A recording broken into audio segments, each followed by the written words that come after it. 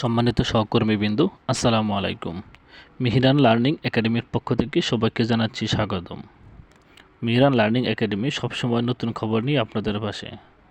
চ্যানেলটি এখনও যারা সাবস্ক্রাইব করেননি সাবস্ক্রাইব করবেন এবং বেল আইকন বাটনে ক্লিক করবেন। ধন্যবাদ সবাইকে।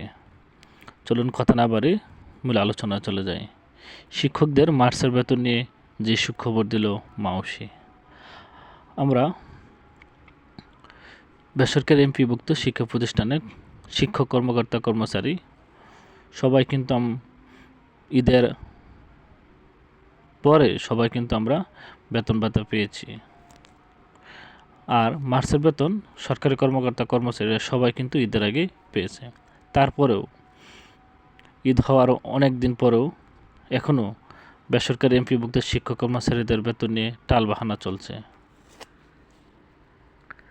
আর মার্চ মাসের বেতন এবং পয়লা বৈশাখের বেতন ভাতা নিয়ে বেসরকারি স্কুল কলেজে কর্মরত ফোনে 4 লাখের বেশি শিক্ষক কর্মচারীর মার্চ মাসের বেতনের প্রস্তাব অনুমোদন দিয়েছে শিক্ষা মন্ত্রণালয়, যেখানে 23 মার্চের মধ্যে সরকারি কর্মকর্তা কর্মচারী সবার বেতন হয়ে গেছে। সেখানে আজকে 23-এর পরে 7, 14, প্রায় 21 দিন সরকারি কর্মকর্তা কর্মচারীর 21 দিন আগে মার্চ মাসের বেতন পেয়েছে। আর বেসরকারি এমপিভুক্ত কর্মকর্তা কর্মচারী 21 দিন পরে এখনও বেতন ভাতার কোনো খবর নেই। আর গতকাল 13 এপ্রিল মাধ্যমিক ও উচ্চশিক্ষা বিভাগের বাজেট শাখা এই সংক্রান্ত একটি জিও জারি করেছে, যে মার্চ মাসের বেতন ও পয়লা বৈশাখের ভাতা নিয়ে। মাধ্যমিক উচ্চশিক্ষা অধিদপ্তরের সংশ্লিষ্ট শাখার এক কর্মকর্তা এই তথ্য জানিয়েছেন যে গতকাল 13 এপ্রিল বেসরকারি এমপিভুক্ত শিক্ষক কর্মচারীদের মার্চ মাসের বেতন এবং পয়লা বৈশাখের ভাতার জিও জারি করা হয়েছে।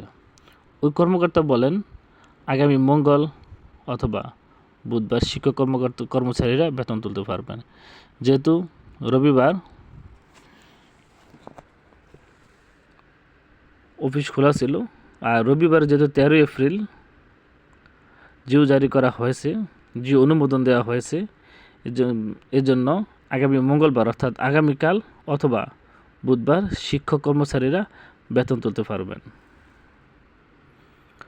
মাউসির ইএমআইএস সেল সূত্রে জানা গেছে 3,76,091 জন শিক্ষক কর্মচারীর মধ্যে কলেজের 86,779 জন এবং স্কুলে রয়েছে 2,89,312 জন।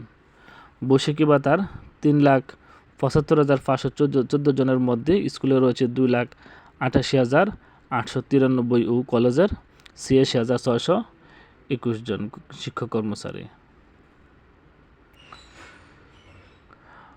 যেখানে সরকারি কর্মকর্তা কর্মচারীরা গত মাসে 23 তারিখে পেয়েছে। আজ প্রায় 21 দিনের মতো এখনও বেসরকারি এমপিভুক্ত শিক্ষক কর্মকর্তা কর্মচারীরা সবেমাত্র তাদের বেতন ও বৈশাখী ভাতার অনুমোদন দেওয়া হয়েছে। ধন্যবাদ সবাইকে এতক্ষণ সাথে থাকার জন্য। আসসালামু আলাইকুম।